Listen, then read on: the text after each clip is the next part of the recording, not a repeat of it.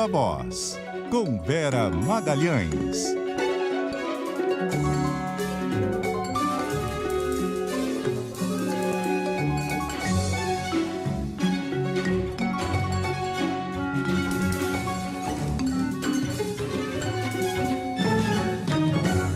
Viva Voz, Vera Magalhães, tudo bem? Uma boa noite para você. Boa noite, Bocardi. Boa noite, Carol. Boa noite a todos. Boa semana. Oi, Vera. E aí, vamos para a transição, semana 2, é isso? Temos aí Lula indo a Brasília amanhã.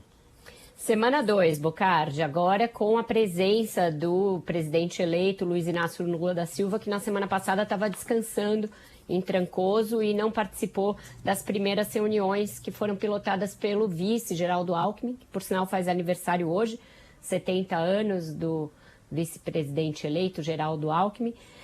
E agora o Lula se junta ao grupo da transição amanhã, já instalados ali, ou parcialmente instalados no Centro Cultural Banco do Brasil.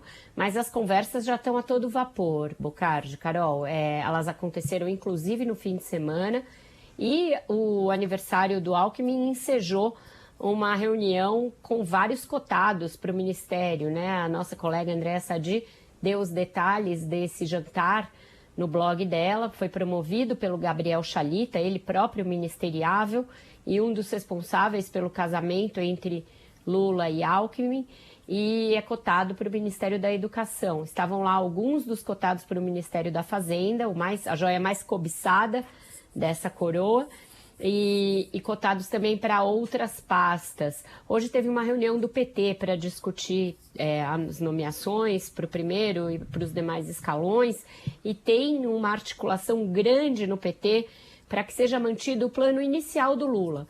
Qual era o plano inicial dele? Era que no Ministério da Fazenda, à frente do Ministério, estivesse um político, e um político petista, com experiência de articulação com o Congresso, de articulação com partidos, e não um técnico. Mas o que mudou, né? O que mudou foi entre o primeiro e o segundo turno. A própria existência do segundo turno e a chegada do Bolsonaro mais forte do que se imaginava no segundo turno, precipitaram a entrada de novas forças na campanha do Lula nesse segundo turno. Se juntaram a Simone Tebet, os economistas que construíram o Plano Real, outros economistas liberais deram apoio ao Lula, e o Meirelles, que já foi presidente do Banco Central no governo Lula, depois ministro no governo Temer, tinha apoiado o Lula desde o primeiro turno e passou a ser mais cotado para o Ministério da Fazenda. Isso à revelia do PT. Então, tem essas duas vertentes. A que advoga que se mantenha o plano inicial de ter um político à frente no Ministério da Fazenda com técnicos nas secretarias, e os que passaram a advogar que, em razão do fato do Lula ter tido de ampliar a sua base para vencer e ter tido uma vitória bem apertada e contar com um Congresso mais à direita do que se supunha, com muitos expoentes bolsonaristas que podem atrapalhar a governabilidade, em nome dessa governabilidade, de uma paz inicial com os setores produtivos e com o mercado financeiro, ele deveria mudar os planos, se mostrar mais maleável e indicar um técnico, e um técnico de corte mais ortodoxo para o Ministério da Fazenda.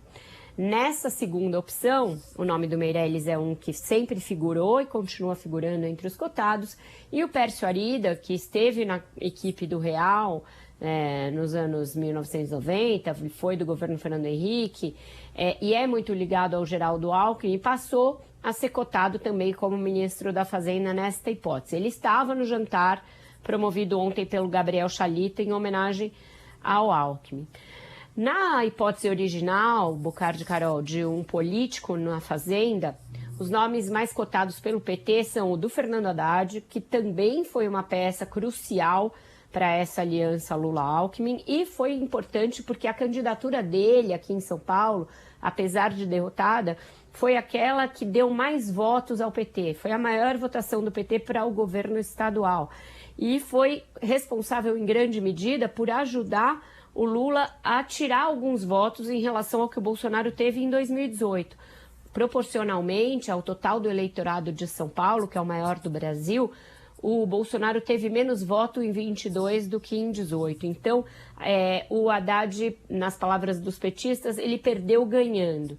Ele já tinha muita ascendência junto ao Lula, já tinha um crédito acumulado enorme por ter aceitado o seu candidato quando o Lula estava preso, em circunstâncias muito adversas para o PT, e agora, tendo feito essa campanha, que foi a mais exitosa do PT no Estado, ajudou a galvanizar uma vitória apertada do Lula. Então, ele continua muito cotado para a Fazenda. Qual é o problema? O Haddad é um economista, e ele é um economista de corte desenvolvimentista. Ele não reza pela cartilha liberal nem um pouco. E aí esse nome encontra aí problemas no mercado e entre os empresários. Então estamos nesse dilema, nesse momento. O Lula chegando a Brasília vai ficar mais claro para que lado ele pretende sinalizar mais e se ele vai olhar e vai ver que ele tem necessidade de ceder na Fazenda para acalmar os ânimos e aí compor o ministério contemplando os petistas em outras áreas. Então ainda não está definido isso, mas é uma discussão que ganha fôlego nessa semana 2 da transição. Rapidinho, Carol, só contemplando uma mensagem aqui do Jess. Eu não tenho ouvido muito sobre isso mesmo, mas que ninguém fala do Ministério da Saúde. Tudo bem que os outros são importantes, mas o da saúde é super importante, né? Não tenho ouvido falar, né, Vera? Não sei você. Muito importante. Os cotados para esse ministério são o Alexandre Padilha, que já ocupou o cargo no governo Dilma, e ele também é citado nas cotações para o Ministério da Fazenda por ser esse petista com um bom trânsito e uma boa articulação. E a Ludmila Rajar, médica do Sírio, que teve aí um papel na pandemia, quase foi para o Ministério da Saúde, mas foi gongada pelos bolsonaristas. Eu ouço muito o nome dela também nas bolsas de aposta.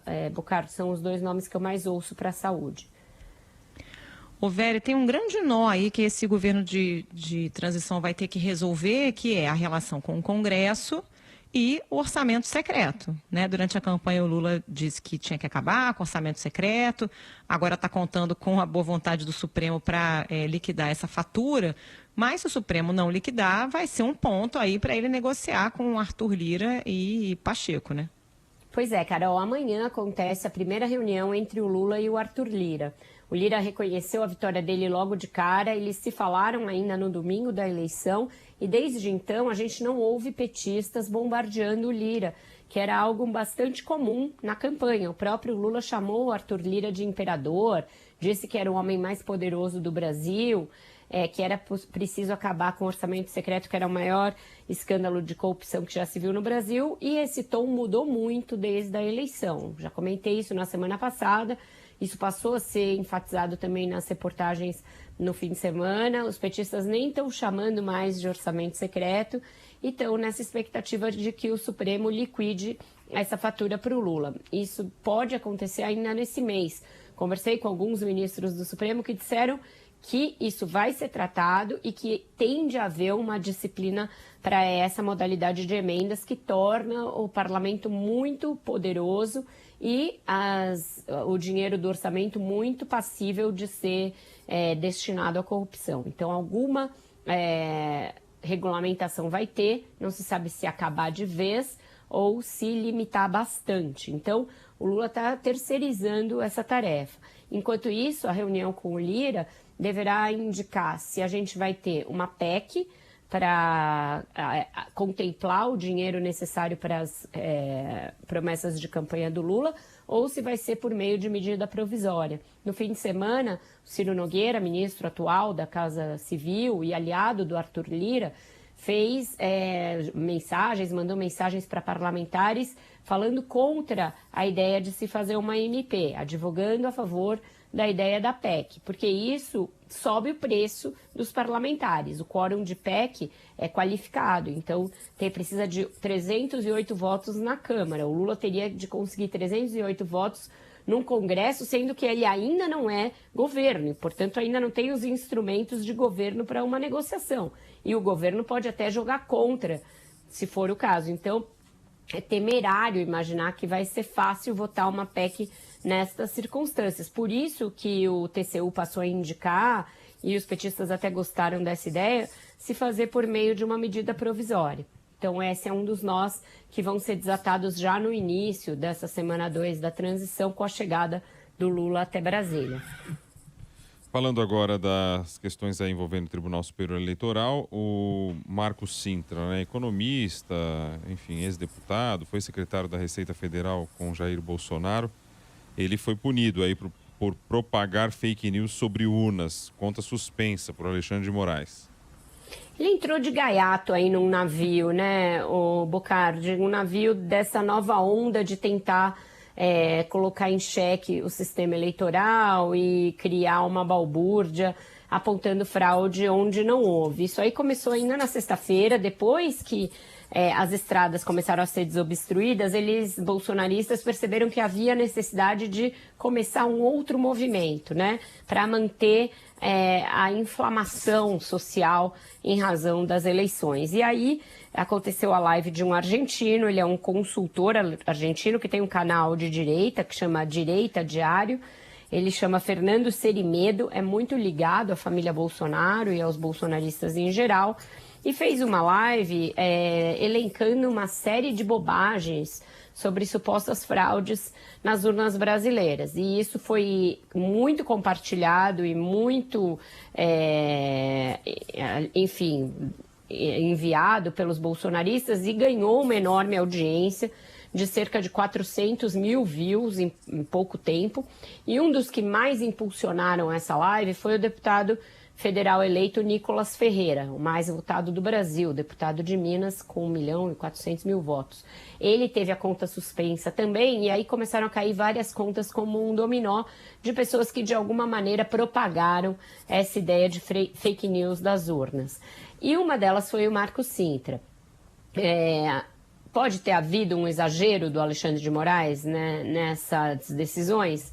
Eu acho que sim, eu acho que a gente vai ter que ter uma grande discussão sobre o papel da justiça eleitoral e de tudo depois que passar esse período maior de turbulência, mas ele está partindo do mesmo princípio, o princípio de que é crime você propagar fake news sobre o processo eleitoral. Essa é a máxima que tem pautado o TSE desde as eleições e que ele está zelando para manter agora nesse período, porque a gente viu que tem uma incitação ao cometimento de crimes, a atos golpistas, a esse tipo de tentativa de colocar sob suspeita o resultado da eleição, que mantém a sociedade mobilizada nesse grau de enfrentamento às instituições. E aí o Marco Cintra acabou tragado por esse processo bastante draconiano que ele tem feito em relação a quem propaga fake news a esse respeito.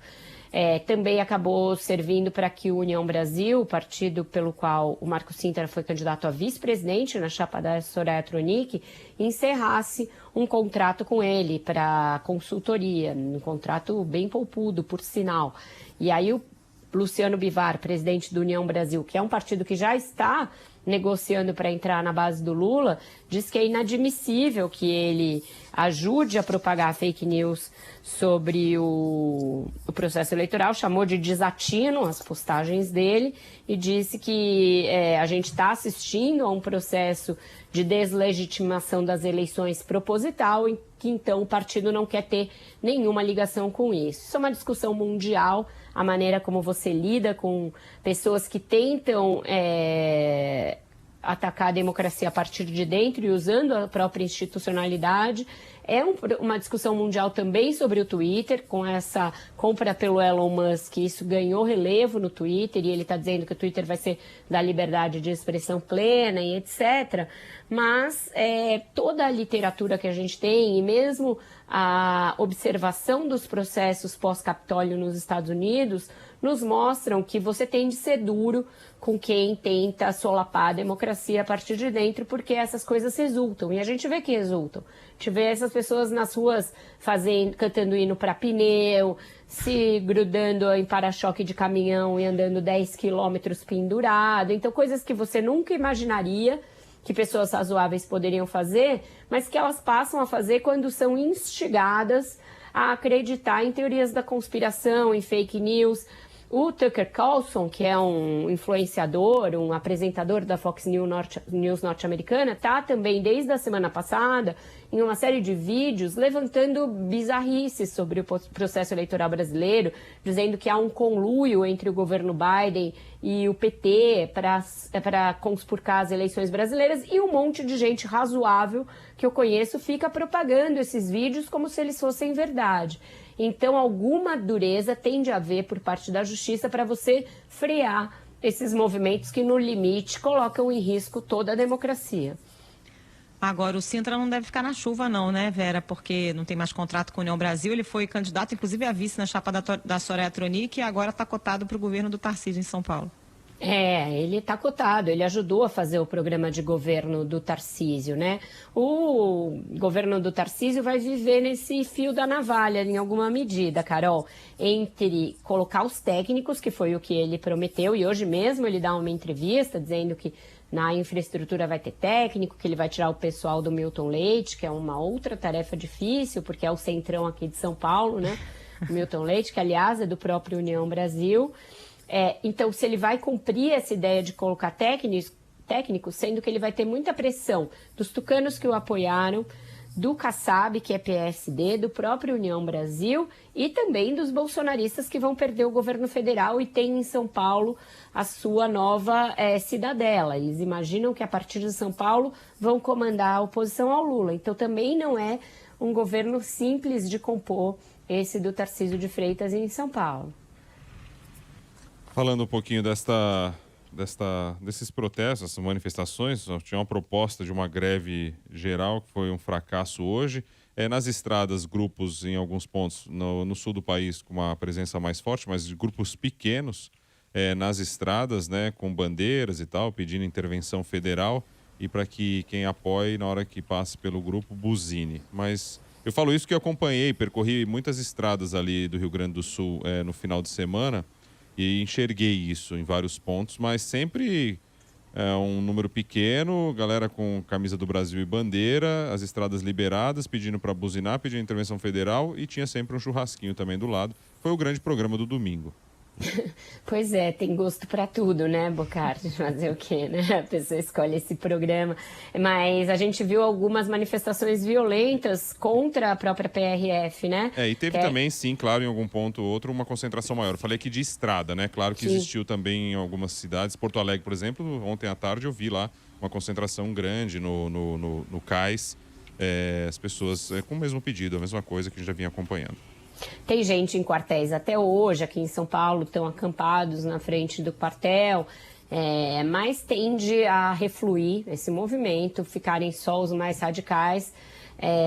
Tinha gente que estava acampada aqui em frente à Assembleia Legislativa pedindo impeachment do Dória, que continuou acampada depois que o Dória já tinha saído do governo. Então, tem umas pessoas que têm uma certa tara por esse tipo de programa. É falta de moradia, né?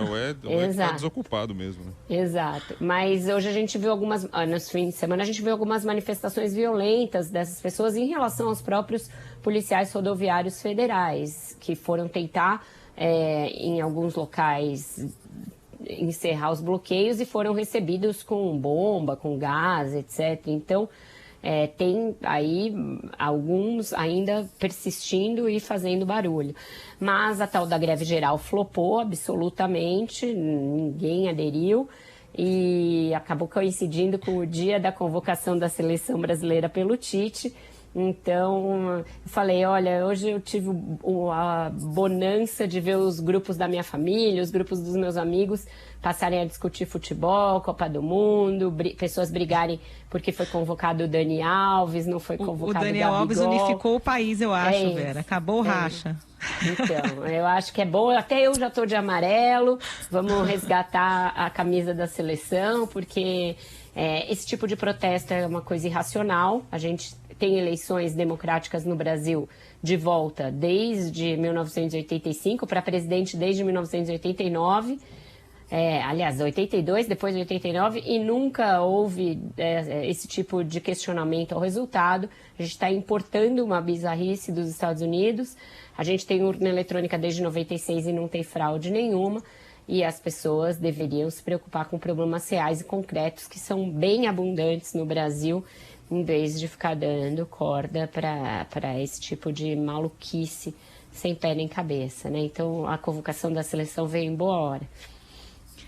Ô, Vera, tem um outro assunto, a gente até ouviu a entrada da repórter lá de Brasília um pouquinho antes aqui do Viva Voz, falando sobre esse parecer da PGR, querendo encerrar as investigações sobre o Bolsonaro por causa da pandemia, e sempre com aquele argumento, né, de que ele exerceu o direito de opinião, liberdade de expressão, num assunto que não é opinativo, né?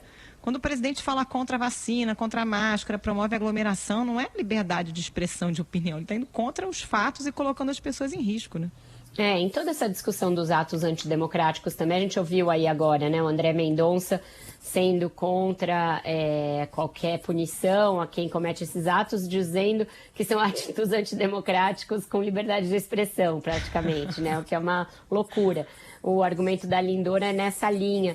O que está em curso aí, Carol, é uma tentativa de limpar os processos do Bolsonaro antes que ele perca o foro privilegiado. No fim de semana, deu para perceber que tem uma grande preocupação da família Bolsonaro com esse assunto, porque alguns colunistas publicaram textos falando isso, que os processos dele vão para a primeira instância, que sem a blindagem do Aras e da PGR ele vai ficar mais vulnerável. Os filhos todos protestaram contra esses textos, dizendo que vem aí uma perseguição contra o pai, etc. E no dia seguinte a Lindora insiste em arquivar um processo que ela já tentou arquivar, mas que o Supremo não aceitou arquivar na época.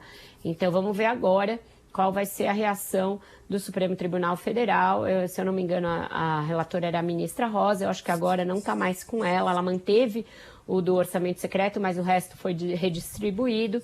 Vamos ver se vão aceitar o arquivamento. O que ela diz é o seguinte, não dá para comprovar o crime contra a saúde pública, de incitação à pandemia, por palavras do presidente. Só que o que a CPI apontou não foram só palavras, tem vários atos de governo que, no entender da CPI, contribuíram para o agravamento da crise sanitária. E quanto a isso, ela não tem nem o que falar em relação à liberdade de expressão, né? Você atrasar a compra de vacina, você mandar oxigênio por via terrestre e não por avião.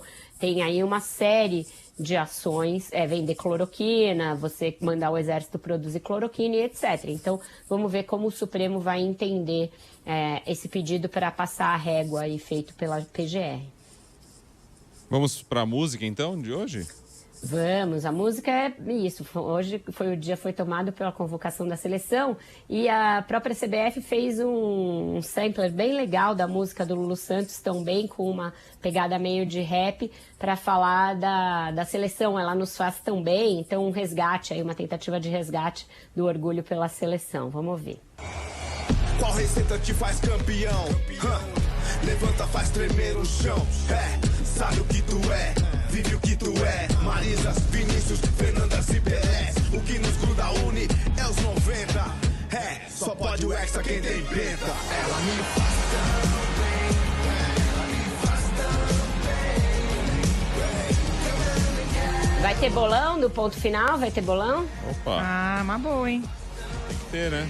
Fazer, né, Matheus Luque? Vamos mandar ele organizar. Ele faz Eu tudo e o nesse Bocardi programa. Não entendemos nada, mas o Bocardi é pé quente, porque ele chuta e acerta, né? Nada. Se fosse assim, aqui não estaria. Não é bem Tem que pedir ajuda para os seus universitários lá do Bom Dia São Paulo, Ali Bocardi. a gente montou um time grande ali. Né? Contra o PVC também tem que ser, né? Vai time, né? Senão ele não pode entrar no nosso PVC. Ele vai estar lá no Catar, aliás. Olha que coisa boa. Ô Vera, obrigado, quem menos viu? entende é quem ganha o bolão, né? Porque dá umas zebras aí, enfim, sei lá. Tchau, gente. Até amanhã. Valeu, um beijo, boa semana.